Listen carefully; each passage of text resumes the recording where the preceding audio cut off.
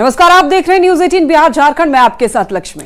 नमस्ते बिहार, मैं हूं आपके साथ शिप्रा झा। बुलेटिन की शुरुआत करेंगे बड़ी खबर के साथ। सिपाही भर्ती पेपर लीक मामला, पूर्व डीजीपी एसके सिंघल से पूछताछ हुई है। ईओयू की विशेष टीम ने पूछताछ की है।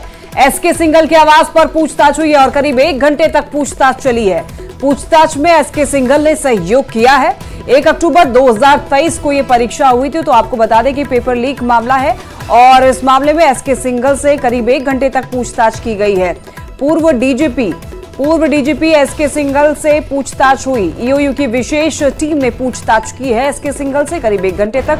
बताते चले आपको कि 1 अक्टूबर 2023 को यह परीक्षा हुई थी और इस परीक्षा में पेपर लीक हो गया था, जिसकी वजह से पूछताछ की गई है।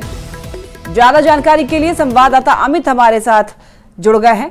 अमित, देखिए, एसके सिंघल से पूछताछ की खबर सामने आ रही है, क्या कुछ खुलासे हुए हैं पूछताछ में?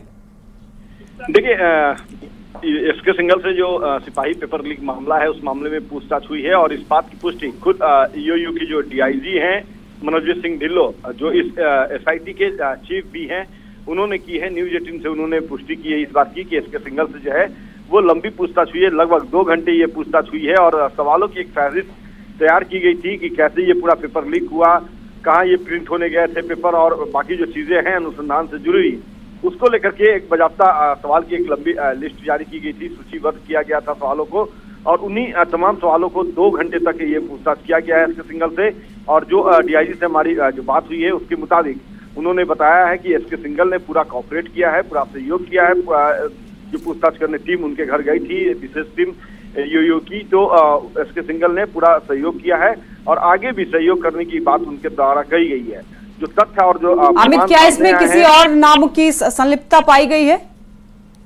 देखिए, इसमें कई और भी नाम जो है वो सामने आए हैं, लेकिन सबसे बड़ा चेहरा जो है वो पूर्व डीजीपी और बिहार पुलिस बहाली परिषद के जो चीफ थे, तत्कालीन चीफ, वो एसके सिंघल थे। तो जाहिर सी बात है कि उनसे पूछताछ होना सबसे बड़ा मामला है और इस मामले में आगे और क्या कुछ बातें सामने निकल करके आएगी, ये देखना बेहद अहम होगा। लेकिन सबसे अहम और सबसे महत्वपूर्ण है कि डीजीपी, जो पूर्व डीजीपी है एसके सिंघल, उनसे पूछताछ हुआ है और एसआईटी ने तो कहीं न कहीं वो रडार पे हैं और उसी कारण से उनसे लंबी पूछताछ किया गया है। और उन्होंने जो जवाब दिया है वो कितना तार्किक दिया है और उससे कितनी सहमत है एसआईटी, ये देखना अहम होगा। क्योंकि जब इस मामले को लेकर के एसआईटी कोर्ट पहुंचेगी, ईओयू की जो विशेष टीम है, जब वो अपना चार्जशीट दायर करेगी तभी उसमें साफ हो पाएगा कि एसके सिंघल के ऊपर जो ठीक है अमित, आप नजर बनाए रखिए। फिलहाल आपका बहुत शुक्रिया तमाम जानकारियों के लिए। बढ़ते हैं आगे। दरभंगा में ईद के मौके पर तस्वीर वायरल हुई और जिसके बाद हड़कंप मच गया। दरअसल यहां दरभंगा महाराज सर रामेश्वर सिंह की प्रतिमा के साथ अभद्र व्यवहार करने का एक मामला सामने आया है। महाराज की प्रतिमा के साथ कुछ असामाजिक तत्वों ने छेड़छाड़ की है, जिसके बाद पुलिस मौके पर पहुंची और पूरे मामले की जांच भी की गई है। मौके पर पहुंचे सिटी एसपी और एसडीएम ने कहा है कि सेल्फी लेने के चक्कर में कुछ लड़कों ने प्रतिमा से छेड़छाड़ की। पूरे मामले की जांच अब की जा रही है। आज ईद का त्यौहार है और ईद में छोटे छोटे बच्चे जो हैं 10 साल, 12 साल, 15 साल के, वो यूनिवर्सिटी कैंपस में और मंदिर परिसर में घूम रहे हैं और अपना मनोरंजन कर रहे हैं। उसी में शायद ये एक अफवाह फैली है कि दरभंगा महाराज के मूर्ति को क्षतिग्रस्त करने की कोशिश कर रहे हैं और जो तालाब है मंदिर में, उसमें कुछ अभद्रता की बात आई है। लेकिन जहाँ तक संयुक्त रूप से जांच किया गया है, ऐसा कुछ भी नहीं है। छोटे बच्चे हैं जो ईद के त्यौहार पे कैंपस में घूम रहे हैं, शांति से घूम रहे हैं। जैसे सर ने कहा कि छोटे बच्चे हैं 10-12 साल के, जहाँ तक मुझे लगता है कि कोई अपमानित करने की उनकी वो चेष्टा नहीं थी। फ़ोटो खींचने के दौरान वो दरभंगा महाराज के मूर्ति के पे चढ़ गए होंगे और फ़ोटो खिंचाया होगा। ये आज दिनांक 11 अप्रैल की बात है। इसमें एक व्हाट्सएप मैसेज सर्कुलेट हुआ था, कुछ फ़ोटो सर्कुलेट हुई थी। इसमें कि ये कहा जा रहा था कि चौरंगी जो चौक है वहाँ पर दरभंगा महाराज की एक मूर्ति है, उस पर कोई बच्चे लोग चढ़े हुए हैं और क्षतिग्रस्त हो सकता है मूर्ति को किया गया हो। इसके अलावा ये भी चीज़ चला गया था कि श्यामा मंदिर से सटे हुए जो तालाब है उसमें भी अभद्रता कुछ की गई है। इसकी हमने जांच काफ़ी गंभीर रूप से की है और इसमें प्रशासनिक पदाधिकारी के साथ मिलकर एक संयुक्त रूप से जांच हुई है। सिवान में उत्पाद विभाग ने लोकसभा चुनाव को देखते हुए शराब के खिलाफ विशेष अभियान चलाया। उत्पाद विभाग ने विशेष अभियान चलाकर करीब 38 लाख रुपए की विदेशी शराब से भरी 4 कार जब्त की है। उत्पाद विभाग ने इस मामले में 5 लोगों को गिरफ्तार भी किया है। उत्पाद विभाग की छापेमारी से शराब माफियाओं में हड़कंप मचा हुआ है। और आपको ये बता दें कि उत्पाद विभाग ने शराब से लदी एक कार को बिहार यूपी के बॉर्डर शाहपुर से जब्त किया है। टीम गिरफ्तार आरोपियों से पूछताछ कर रही है ताकि पूरे नेटवर्क का पर्दाफाश हो सके। निर्वाचन को देखते हुए सिवान एक्साइज के द्वारा 4 अलग अलग जगहों से, जिसमें सूता मिल फैक्ट्री, शाहपुर चीनी मिल एवं नौका टोला जगह है, वहां से 4 वाहनों की जब्ती की गई है, जिसमें एक बलेनो, एक टोयोटा, एक होंडा सिटी, एक शेवरले कार है। और उस अलग अलग वाहनों के साथ 5 व्यक्तियों की भी गिरफ्तारी की गई है। 5 गिरफ्तारों को जेल भेजा गया है और उसके बैकवर्ड लिंकेज और फॉरवर्ड लिंकेज का पता चल रहा है। और जो जब्ती है, उस जब्ती की अनुमानित मूल्य 38 लाख रुपए है।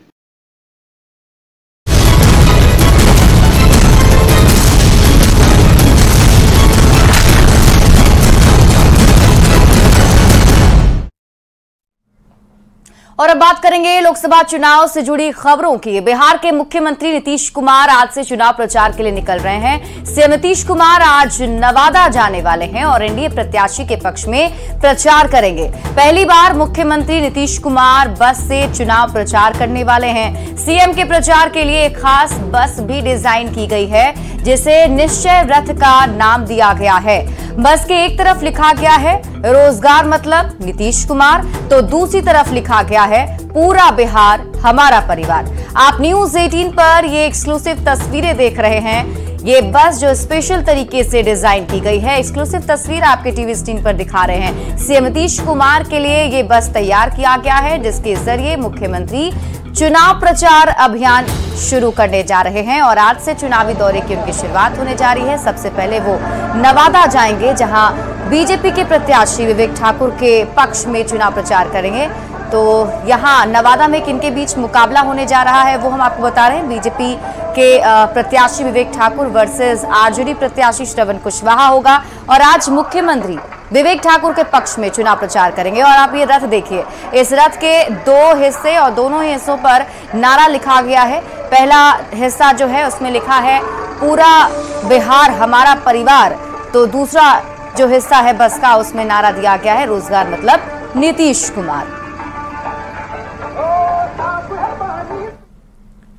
हाजीपुर में चिराग पासवान का जोरदार स्वागत किया गया है। महुआ के ओस्ती गांव में जेसीबी से चिराग पर फूलों की बारिश की गई। चिराग पासवान ने कहा है कि हाजीपुर में कई ऐसे अधूरे काम हैं जिन्हें उनके पिता पूरा करना चाहते थे। अब पिता के अधूरे सपने को वो पूरा करना चाहते हैं। इस बात को हमेशा कहा है कि मेरे नेता मेरे पिता के अधूरे सपनों को ही पूरा करने की सोच के साथ मैं आया हूँ। मेरी भी एक कर्मभूमि रही पिछले 10 सालों से। वहाँ पर एक केंद्रीय विद्यालय नहीं था, जहाँ वहाँ पर मैंने केंद्रीय विद्यालय दिया, वहीं मुझे इस बात की चिंता हाजीपुर लोकसभा को भी लेकर है कि जो केंद्रीय विद्यालय मेरे पिता ने यहाँ पर पूरी जद्दोजहद के बाद खुलवाया था, वो बंद होने की कगार पर है। तो एक तरफ चिराग पासवान अपने पिता के अधूरे सपने को पूरा करने की बात कर रहे हैं, तो वही हाजीपुर में अब बाहरी बनाम घर के बेटे की लड़ाई शुरू हो गई है। आरजेडी प्रत्याशी शिवचंद्र राम ने चिराग पासवान पर बाहरी होने का आरोप लगा दिया है और दावा किया है कि हाजीपुर की जनता का आशीर्वाद आरजेडी को ही मिलेगा। अब इसके जवाब में चिराग पासवान ने भी कहा कि हाजीपुर को उन्होंने मां का दर्जा दिया है और वो हाजीपुर के बेटे हैं। चिराग पासवान ने कहा है कि रिश्ता सिर्फ खून का नहीं होता है बल्कि विचारों का भी होता है और हाजीपुर से उनका वैचारिक रिश्ता है। ईमानदारी से बता दीजिए भैया, अब चिराग पासवान भी बाहरी है क्या? हाँ? अगर चिराग पासवान भी बाहरी है, मैं आज उस माँ की गोद में हूँ जिसे मेरे पिता ने अपनी माँ का दर्जा दिया था। आज उनकी गोद में मैं यहाँ पर आया हूँ और ये वही हाजीपुर की धरती है जिसने हमेशा मेरा संरक्षण किया। जब मेरा घर, पार्टी, परिवार टूटा, सबसे पहले मैं हाजीपुर ही आया था। याद कीजिएगा वो 5 जुलाई 2021, जब इन तमाम घटना चक्र के बाद, जब घर, परिवार, पार्टी में तमाम तरीके के मतभेद टूट हुए थे, उसके बाद मैं सबसे पहले हाजीपुर की धरती पर ही आया था और यहीं से आशीर्वाद लेकर निकला था, जिसका परिणाम है कि आज बिहार में जिस तरीके से गठबंधन में हम लोग को सम्मान दिया गया, तो ऐसे में हाजीपुर ने हकीकत में मेरे पिता ने तो अपनी माँ माना ही, बट हाजीपुर ने हकीकत में मुझे एक माँ की तरह प्यार दिया, संरक्षण दिया। ऐसे में अगर मैं हाजीपुर के लिए बाहरी हूँ तो मुझे नहीं पता कि अपना और बाहरी की परिभाषा क्या होती है। अब तो हाजीपुर की जनता मन बना चुकी है कि हम घर के बेटा को लाएंगे, अब गिरवी नहीं रहेंगे। 47 साल तक ये हाजीपुर गिरवी रहा। उनके पिताजी का घर है सर ये? पिताजी का घर क्या होता है? पिताजी को भी देखेंगे, इनके चचा जी को भी देखेंगे और इनको भी देखेंगे। हाजीपुर की जनता समझ चुकी है, हाजीपुर की जनता महान जनता है। घर का बेटा शिवचंद्र राम को आशीर्वाद मिल रहा है और सभी जाति धर्म के लोगों का आशीर्वाद मिल रहा है। आरजेडी के राष्ट्रीय उपाध्यक्ष देवेंद्र यादव ने पार्टी का खुलेआम विरोध करते हुए पूर्णिया के निर्दलीय प्रत्याशी पप्पू यादव का खुला समर्थन कर दिया है। देवेंद्र यादव ने लालू और तेजस्वी पर पैसे लेकर टिकट बांटने का आरोप लगाया है। देवेंद्र यादव ने टिकट बंटवारे में परिवारवाद को प्राथमिकता और अनाप शनाप तरीके से टिकट बांटने का आरोप लगाया है। उन्होंने पप्पू यादव को चुनाव में जिताने की अपील की।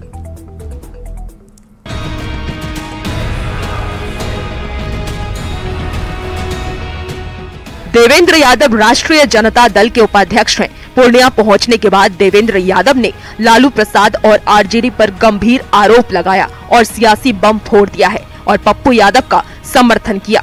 बड़ी नहीं होता तो मैं कारोबारी करण व्यवसायी कर्म की बात, जो पार्टी में समर्पित कार्य करता है एक दिन में लाते हैं, एक दिन में टिकट देते हैं। यहाँ भी यही खेल हुआ, एक दिन में आइए, एक दिन में सिंबल पाइए। तरफ जो आप लोग सामाजिक न्याय धर्मनिरपेक्ष वाले लोग हैं, उसका सबसे बड़ा सिंबल, सबसे बड़ा स्तंभ इस उत्तर बिहार में अभी पप्पू है, क्योंकि जंग के मैदान में। इसीलिए हम आए हैं इसको सपोर्ट करने के लिए, जनता के समर्थन करने के लिए। पप्पू यादव ने टिकट के लिए दल बल के साथ कांग्रेस में शामिल हुए थे। पप्पू यादव टिकट बंटवारे के पहले लालू से मिले और आशीर्वाद मांगा था। उम्मीद थी कि उन्हें टिकट मिलेगा, लेकिन अचानक टिकट आरजेडी के खाते में चली गई और आरजेडी ने बीमा भारती को पूर्णिया से उम्मीदवार बना दिया, जिससे नाराज होकर पप्पू यादव ने निर्दलीय मैदान में कूदकर पूर्णिया की लड़ाई को दिलचस्प बना दिया है। अजीज भाई, उनके दादा पिता सब हमें आशीर्वाद देते हैं। इनका सानिध्य और आशीर्वाद का सवाल है। मैं हृदय से देवेंद्र बाबू का, राष्ट्रीय जनता दल के पूर्णिया जिला के सभी पदाधिकारी का, सूर्यनारायण बाबू का, अमन का, सबको हृदय से मैं अंतःकरण से धन्यवाद देता हूं कि आपने इस संकट के घड़ी, जब सबने दिल्ली पटना हमको छोड़ दिया और आप लोग जिस तरीके से बच्चे की तरह गले लगाए, या मैं इस जीवन में एक बड़ी महाभारत की लड़ाई की सूत्रपात एक नियति ने बनाई है, उसको अंतिम तक ले जाएंगे। विपक्षी दलों ने मोदी से मुकाबला के लिए इंडिया नाम से गठबंधन बनाया था, लेकिन पूर्णिया सहित कई सीटों पर गठबंधन को बगावत का सामना करना पड़ रहा है। न्यूज़ 18 के लिए पूर्णिया से कुमार प्रवीण की रिपोर्ट। और इस बीच आपको बड़ी खबर पूर्णिया से बता दें, पुलिस ने पप्पू यादव के कार्यालय में छापेमारी कर डीजे प्रचार गाड़ी को जब्त कर लिया है। बड़ी संख्या में पुलिस पप्पू यादव के कार्यालय पहुंची थी और प्रचार गाड़ी को जब्त कर लिया। पप्पू यादव ने कहा कि राजनीतिक साजिश के तहत ये सारी कार्रवाई की जा रही है। वहीं सदर एसडीपीओ ने कहा कि जांच की जा रही है कि इस गाड़ी का परमिशन है या नहीं। गाड़ी थाने ले जाने के दौरान कार्यकर्ताओं ने जमकर नारेबाजी और हंगामा किया। और मैं चुनाव आयोग से भी आग्रह करूंगा कि इस तरह के रवैये से, जो जिसका मुझे पहले भी शंका थी कि जो मानसिकता बनी है, जैसे दिल्ली में ईडी सीबीआई की मानसिकता होती है, वैसे चुनाव भर ये लोग जो बड़े अपने को समझते हैं। मैं आग्रह करूंगा डीएम साहब और एसपी साहब से, किसी भी प्रक्रिया के पहले आपका ऑर्डर होना बहुत आवश्यक है। मुखेर कानून का कोई ऑर्डर नहीं आवे, ये सही नहीं होगा। किया जा रहा है कि गाड़ी में परमिशन है कि नहीं है, कागज की जांच किया जा रहा है। ये गाड़ी रोड पर था तो परमिशन के लिए गया था, इन्होंने बताया कि परमिशन के लिए गया था, उसका हमने लिया है कागज, उसको हम एसडीओ साहब के यहाँ भेजेंगे। सिंगल विंडो में आवेदन है कि नहीं है, इसकी जाँच होगी। मीसा भारती के प्रधानमंत्री पर दिए बयान से बिहार की राजनीति में उबाल है। मीसा ने कुछ ऐसा बयान दे दिया जिससे बिहार ही नहीं पूरे देश की सियासत गर्म हो गई है। मीसा भारती ने कहा है कि यदि इंडी गठबंधन की सरकार बनी तो पीएम मोदी और बीजेपी नेता जेल में होंगे। अब इसे लेकर एनडीए के नेताओं ने जोरदार पलटवार किया। मीसा के बयान पर बीजेपी भड़क गई है।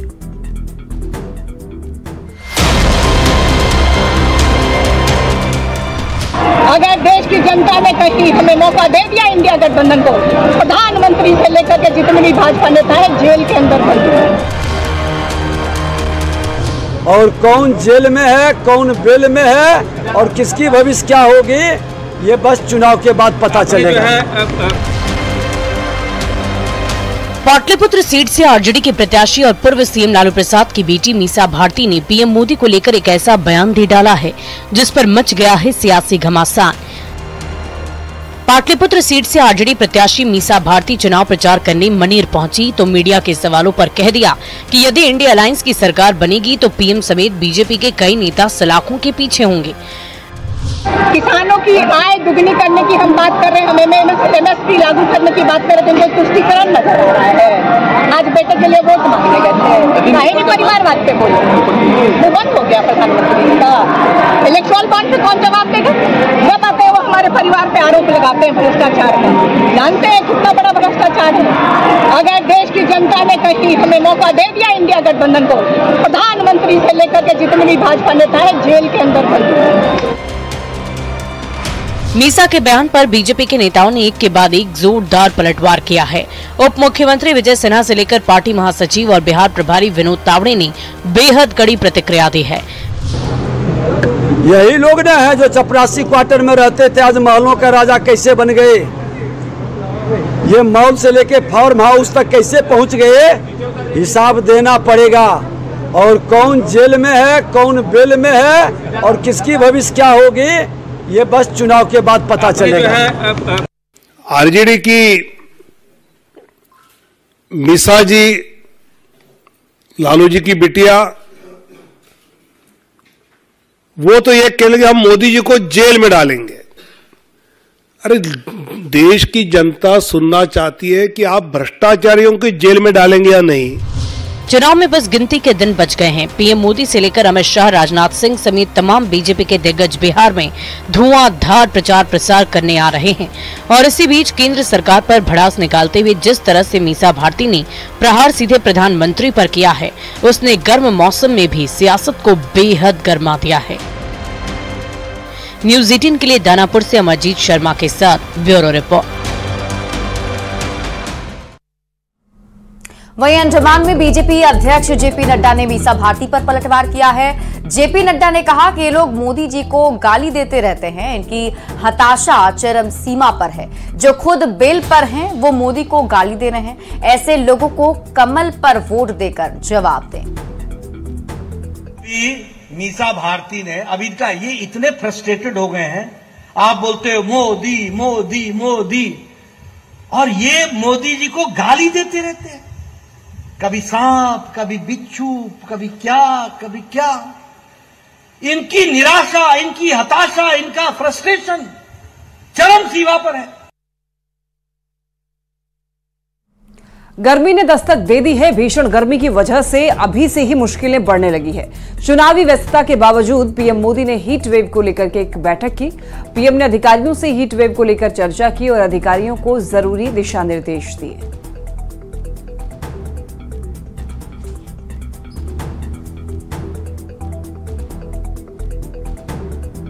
और यहां रुक रहे बस एक छोटे से ब्रेक के लिए, जल्द लौटते हैं वापस।